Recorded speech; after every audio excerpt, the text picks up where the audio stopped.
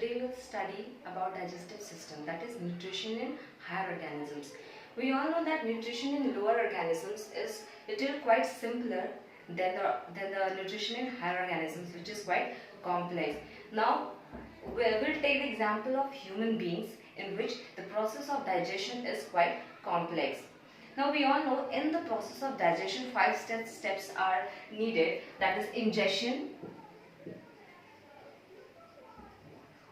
digestion, absorption, assimilation, and digestion.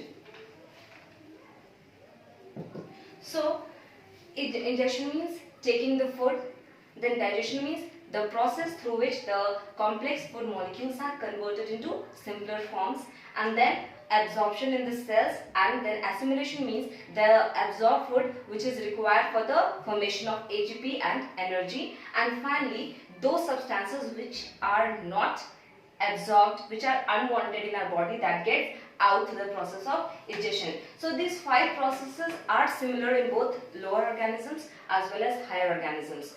Now all these processes are done with the help of alimentary canal. Now you can see in the picture the process, the figure starting from the mouth and ending at the anus. This hole is the alimentary canal. This hole is the alimentary canal.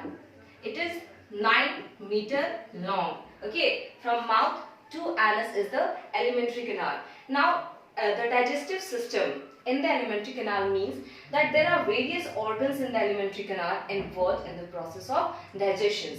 So what happens in the process of digestion? We take the food from the mouth, that is ingestion. We take the food, and when we take the food, 2 things happens. What happens? The process of digestion in human beings occur by mechanical digestion and chemical digestion. Now what is mechanical digestion?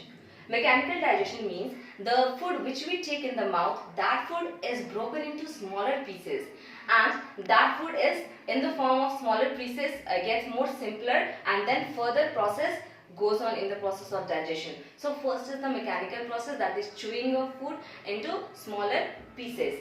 Now what happens? Second is the chemical digestion. In the chemical digestion, enzymes are involved. The enzymes makes the complex food into simpler form and help in the process of digestion. Now what happened? Mechanical digestion is completed. Now salivary gland. It is a gland present in the mouth. Okay. So what happened? This gland produces an enzyme called salivary amylase. Salivary amylase. So what happened? The enzyme which is secreted by salivary gland that converts starch to maltose. Now what is maltose? Maltose is a form of sugar. Okay, it is a form of sugar. So what happens? Starch is a form of carbohydrate, and starch is a form of carbohydrate which is in complex form, and that complex form is simplified to little less, that is maltose, which is a form of sugar. Now what happens? That food moves through esophagus. Okay, now esophagus, how the food moves? Through the peristalsis movement, means the pushing of food forward, means downward towards the stomach, is the peristalsis movement. Now when that is the partially digested food. Okay, so partially digested food is moving in the stomach. Now what happens? In the stomach there are 2 types of cells, chief cells and parietal cells. Okay, now what happened? Parietal cells, what do they do? They contain hydrochloric acid. So what is the use of hydrochloric acid? The hydrochloric acid makes the medium acidic, okay, and also kill the various microbes which may be harmful in our body. So parietal cells contain hydrochloric acid. Now chief cells, what happens? Chief cell secrete pepsinogen. Okay, pepsinogen.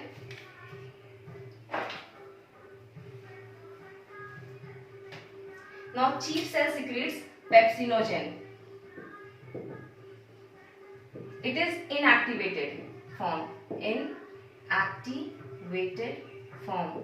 Okay, so what happened? Chief cells secrete pepsinogen, which is an inactivated form. Now, how will it will get activated? With the help of HCl, which is present in the brighter cell. So what happens when HCl is present in the brighter cells? It converts pepsinogen into pepsin.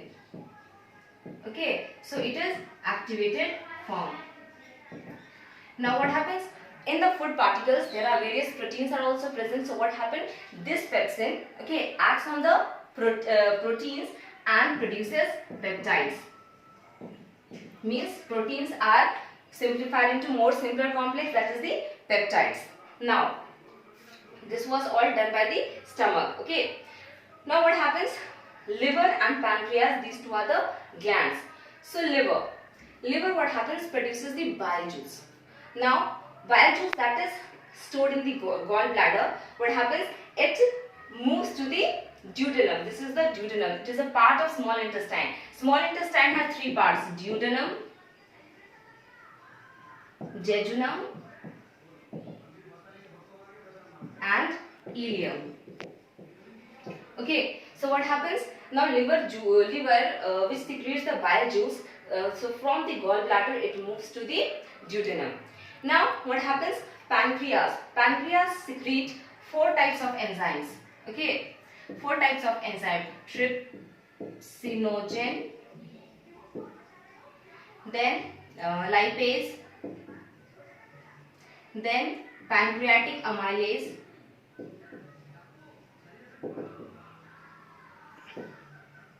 and nuclease. So what happens?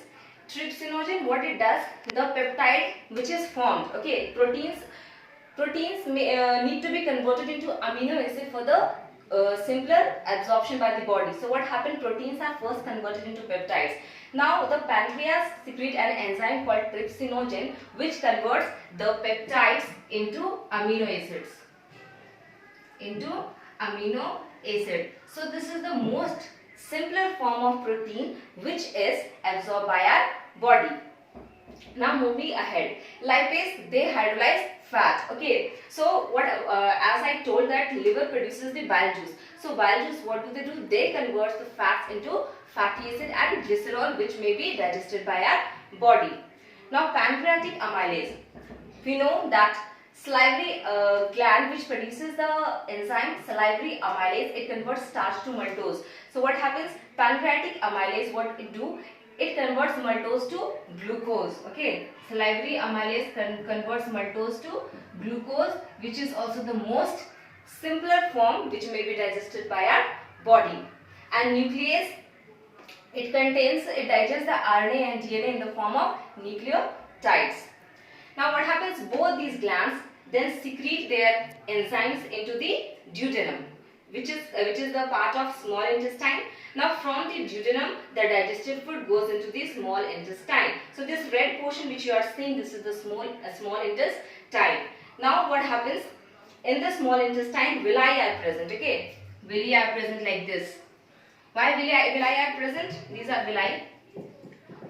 Villi are present in the finger-like projections for the more absorption of the food. So more and more food could be absorbed in the villi. Now below the villi are present blood capillaries. So what happens? When the food is absorbed in the villi, the food moves into the blood capillaries, and the blood capillaries takes the food to various parts of the body. So this is the work of villi.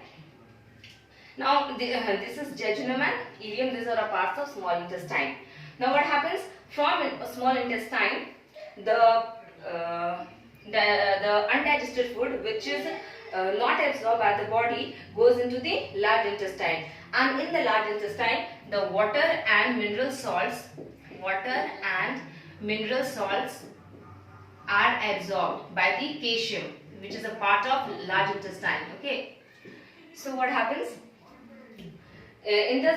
From the small intestine, the undigested food which is not absorbed by the body moves into the large intestine, and in the large intestine the water and minerals are absorbed by the calcium. It is a part of large intestine. Now the rest undigested food moves to the rectum. This is the rectum. Here the food moves, and when there is an urge to urinate, means when a human being, when an animal wants to give out its waste from the body, so it comes out through the anus. So this whole was the process of digestive system. It is a complex process which occurs in the human beings.